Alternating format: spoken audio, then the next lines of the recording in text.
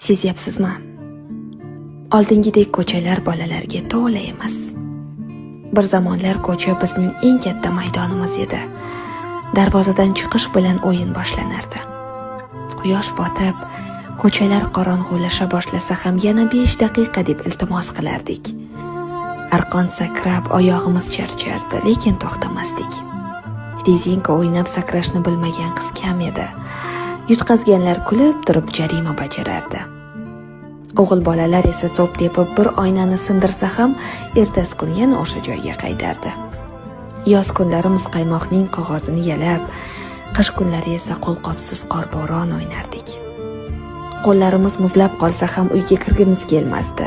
Qor odam yasab unga ism qo'yardik, go'yo u ham bizning o'yinimizning bir qismi edi. Bugun esa ko'chalar jim. Derazalar ortida bolalar bor.